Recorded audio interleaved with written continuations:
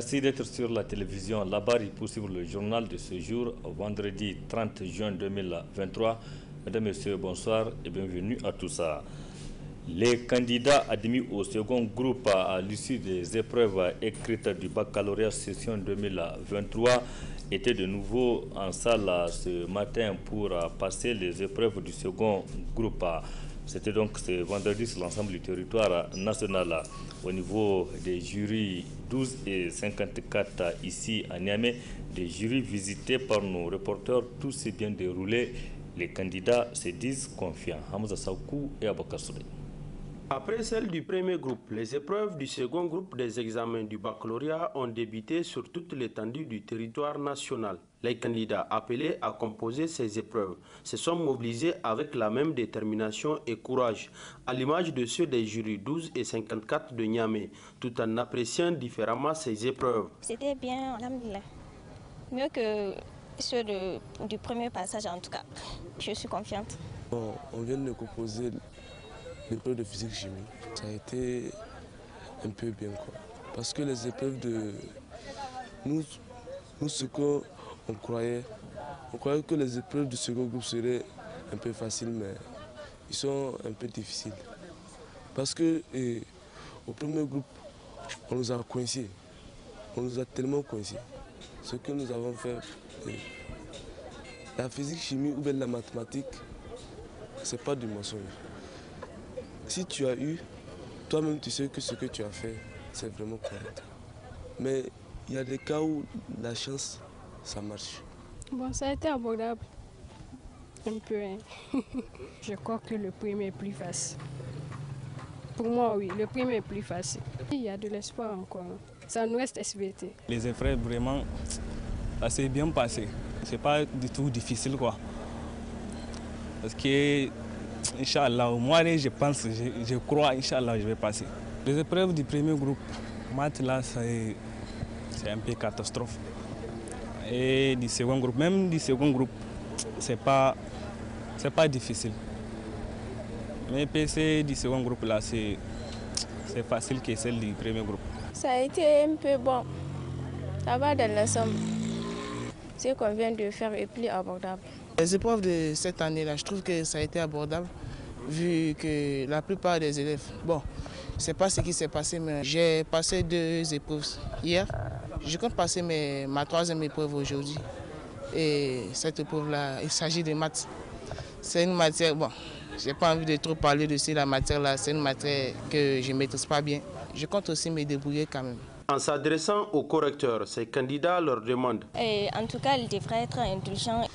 Ils ont qu'à bien corriger les épreuves, ne pas pénaliser les élèves pour rien du tout. Au centre 12 et 54 que nous avons visités, respectivement 87 et 84 candidats sont autorisés à passer ces épreuves. Bonne chance donc à tous ces candidats. Hamza Sakou. Depuis la veille de l'affaire de Tabaski, la fourniture d'électricité n'est pas assurée de façon continue, en tout cas ici à Niamey, où les habitants de la capitale vivent au rythme de délestage. Une situation qui met mal à l'aise les citoyens qui cherchent à savoir clair sur ce qui se passe au niveau de la Nigérienne d'électricité Nigeleka. Reportage Boubacar Ibrahim et Abakar Souley. Ces dernières 72 heures, le quotidien des Nigériens, notamment ceux de Tillabéri, Niamey et Dosso, a été rythmé par des coupures intempestives de la Nigérienne d'électricité. Situation certes pas nouvelle, mais d'un rare degré qui désole les Nigériens.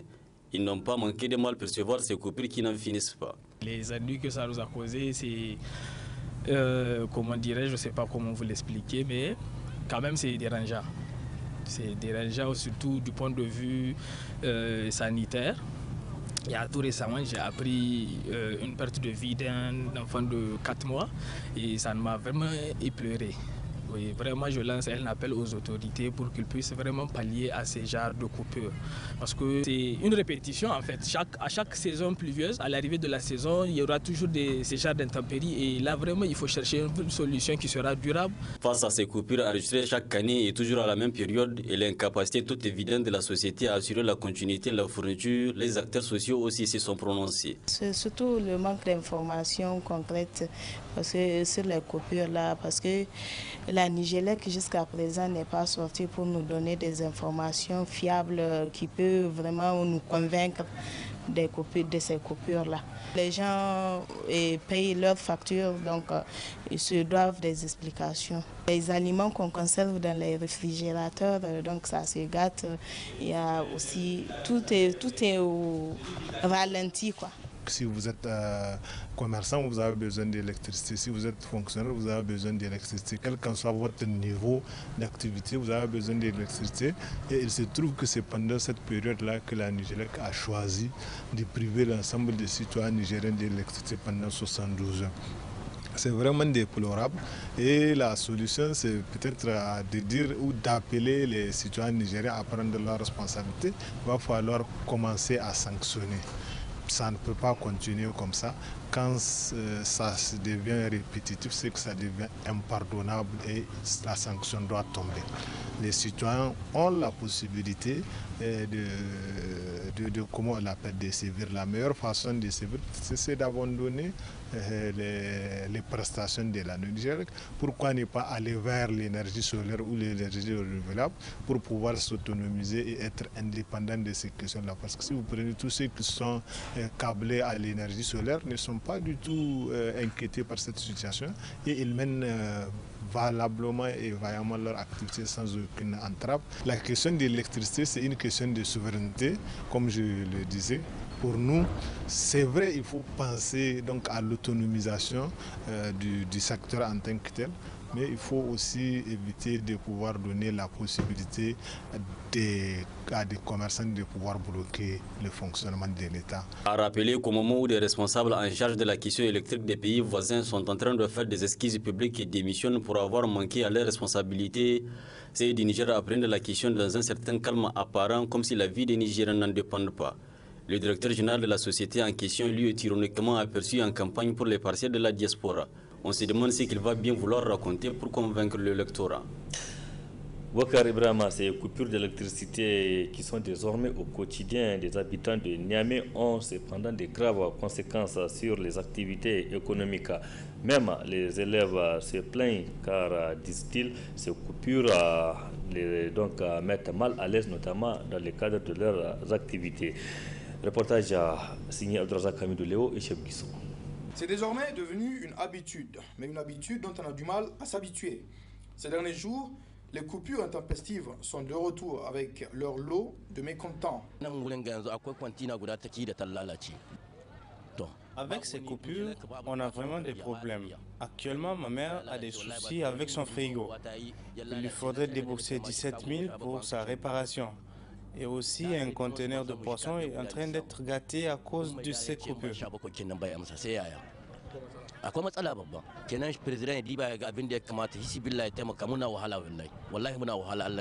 À la maison, on ressent vraiment les stages parce que si on veut se concentrer pour réviser avec les coupures et autres, la chaleur, on n'arrive pas vraiment à se concentrer. Donc, ça, oui, c'est vraiment compliqué. Ça me touche parce que c'est une manière de chercher de quoi manger, se nourrir à la maison. Du coup, avec les coupures et autres, là, franchement, ça n'arrange pas l'affaire. Boutiquiers, poissonneries, élèves et étudiants, nul n'est épargné par ces coupures de courant. Ces coupures ont vraiment de très grands impacts sur nos études. Parce qu'apparemment, on est à la fin de l'année et vu avec les examens qui sont en cours, déjà les élèves n'arrivent pas à mieux maîtriser leurs cours, ils n'arrivent pas aussi à réviser. En plus, ces coupures, déjà on a des projets qui sont en cours avec aussi les étudiants. Donc si on n'arrive pas à avoir l'électricité, comment pouvons-nous étudier? C'est vraiment un très grand problème pour cela. Donc moi je tiens vraiment à lancer un appel pour toute la nation nigérienne et aussi pour l'État de tout faire pour essayer de nous avoir des solutions pour ces coupures incessantes. Parce que de nos jours, déjà on est dans une vie active où la civilisation est en train de faire face à tous les enjeux économiques et sociaux. Donc vraiment, on aimerait qu'ils puissent nous avoir une solution concrète sur toutes ces choses-là, pour qu'on puisse étudier dans un cadre assez bien pour ça, franchement. Oui. Les coupures et les stages continueront à faire des frustrés et des mécontents.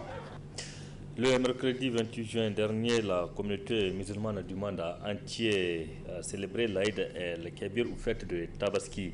En cette période de consommation par excellence de la viande, les nutritionnistes conseillent de consommer beaucoup de fruits pour éviter des troubles digestifs. Et ces fruits sont disponibles partout ici à Niamey, comme nous rapporte Nafissa Yahya et Nasser Seydou. En cette période, on constate une disponibilité de fruits sur le marché et les voies de la ville. Parmi ces fruits, l'ananas et la pastèque qui proviennent le plus souvent du Burkina ou du Ghana voisin. Ces ananas nous proviennent du Burkina. Nous vendons le tas de 3 à 1000 francs et nous arrivons à nous en sortir. Des fruits appréciés par les clients qui en trouvent une véritable source d'énergie.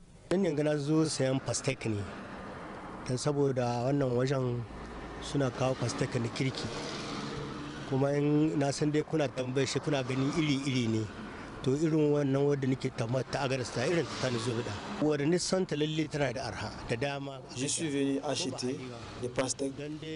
Je préfère celle d'Agadez pour sa qualité, le prix est acceptable. Amma da dama kuma ta kwarai ce. Ni lalle ban abuga amma na shi duriya an ce shina gyaran shi ne kuma kya san ko gaban za plastic da kwai zaki kuma ga ruwa ko jiki shina amfani da shi ko dai ba likita nake ba kuma zakin nan shina ba da karfin jiki ko ni nan yanga na zakaran yanga plastic ta nika bida. Riches en vitamines, minéraux et antioxydants, les fruits sont indispensables pour préserver l'organisme et réduire les risques de cancer. En marge de la Coupe d'Afrique des Nations de football CAN U23 qui se déroule actuellement au Maroc, la délégation du Niger a fêté hier l'Aïd el-Kébir ou Tabaski là-bas au Maroc. Une occasion pour les supporters de MENA, loin du bercail, donc de célébrer dans la joie cette fête. Précision Ibrahim Tikire depuis Maroc. Ce jeudi 29 juin, jour de la fête de Tabaski au royaume chérifien. En cette circonstance, le 12e homme du MENA ayant effectué le déplacement à Tanger pour supporter le 11 national à la CAN U23 a fêté dans la joie, surtout après la belle victoire contre le Gabon. Tous les ingrédients étaient réunis à l'hôtel des supporters, encadreurs, dirigeants, journalistes sportifs pour se sentir comme s'ils étaient au pays.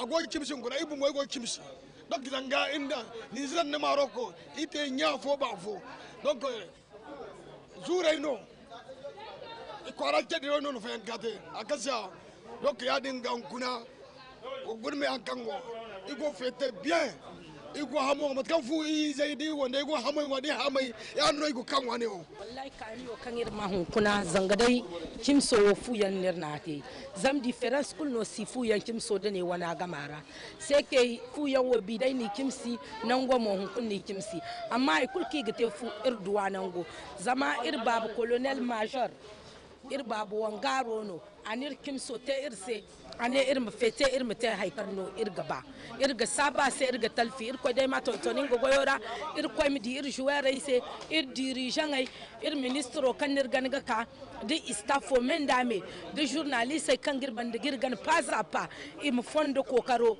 de supporter ay yanka délégation o boga men dame kan ningay lokacin wi ga ka balo wodo irko mi di ir samedi ir Niger la bizay se. Des remerciements aux autorités nigériennes à la FENIFOOT.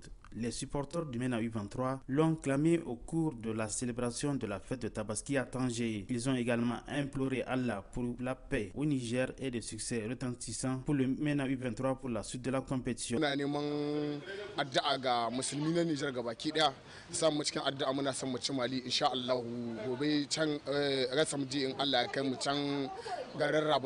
insha Allah nan mun sallah yau alhamdulillah kamar yadda kuka sani kamar dai muna gida Niger yadda ake sallah gida Niger haka muka yi sallah saboda haka muna gode mu Allah da ya nuna mu wannan rana kuma muna gode ma Colonel Major Jibril Himadi Pele ta ya sanyo kai bisa kan wannan lamari yace mutanen Niger kuma a makulaya gashi nan yau muna yi kuna gani gashi nan ana gashin raguna ana soye-soyen nama da matan Niger da duka dai gaba ɗaya 'yan Niger kowa da kowa ya haɗu kiran da nake samedi contre Mali s'il te plaît, tous les Nigériens, même on n'a pas les Nigériens, si on te besoin les Niger, il faut trapper à nous addu'a. Muna baran addu'a ga mutane baki ɗaya su kama muna da addu'a Allah ubangiji shi hauda mu saman duk wanda za mu karo da shi Allah shi hauda mu saman shi. Ya la viande à gogo. On peut même faire sadaka avec la viande. Ça veut dire que vraiment on a assez de viande. Donc c'est comme si on est à la maison. Bon, maintenant ce que j'ai à dire, j'invite l'ensemble des Nigériens à prier pour les U23 pour qu'on puisse gagner le match de samedi. Le président de la FENIFOOT, le colonel-major Djibril Mamib Dipele, s'est également déplacé à l'hôtel des supporters pour leur témoigner toute sa gratitude et leur souhaiter une bonne fête de Tabaski. Notons que le MENA U23, actuellement premier ex-aequo du groupe B avec l'Égypte, jouera un match capital contre le Mali ce 1er juillet 2023 au stade de Rabat. Les poulains de Zakariaou Ibrahim auront juste besoin d'un point pour se qualifier en demi-finale. Oui, justement, Ibrahim Atikre, le MENA sera face au Mali demain, samedi 1er juillet 2023 pour ce match capital. À la veille de cette rencontre, le sélectionneur national et le capitaine de MENA U23 étaient face à la presse ce vendredi pour faire le point. Zakaria ou Ibrahim s'est dit conscient des enjeux de cette rencontre. On l'écoute. Oui, effectivement, Inch'Allah, ça va être la finale en ce qui nous concerne entre le Mali. En tout cas, nous abordons ce match avec beaucoup de sérénité. Les joueurs, vraiment, malgré le match qu'on a joué, malgré le voyage, en tout cas, récupèrent doucement, sous la direction des médecins et des kinésithérapeutes. En tout cas, tout se passe bien, le moral est bon. On a fait une avant-dernière séance hier de relaxation et de relâchement. En tout cas, tout s'est bien passé. On a senti l'enthousiasme et l'ambiance autour de cette équipe. En tout cas, l'état d'esprit que les joueurs affichent est bon. Sans nul doute, demain, ils donneront, comme d'habitude, le meilleur d'eux-mêmes pour arracher une qualification historique, n'est-ce pas, pour les JO Paris 2000. C'était là donc Zakariaou Ibrahim, l'entraîneur du MENA U23, ce matin face à la presse pour donc rassurer les Nigériens de la rencontre de demain contre le Mali, une rencontre donc très capitale qui permettra au Niger, en cas de victoire, de décrocher son billet pour les demi-finales de cette compétition internationale. Bonne chance donc à l'équipe nationale. Autre aspect, notamment sur le continent, notamment ici au Mali voisin, l'actualité reste dominée par le vote ce vendredi à l'unanimité de la fin de la mission multidimensionnelle intégrée des Nations Unies pour la stabilisation du Mali, MINUSMA. Un vote intervenu après la demande des autorités de transition malienne du retrait de la MINUSMA sur son territoire. La demande, donc, le mandat de la MINUSMA arrive à son terme ce 30 juin 2023.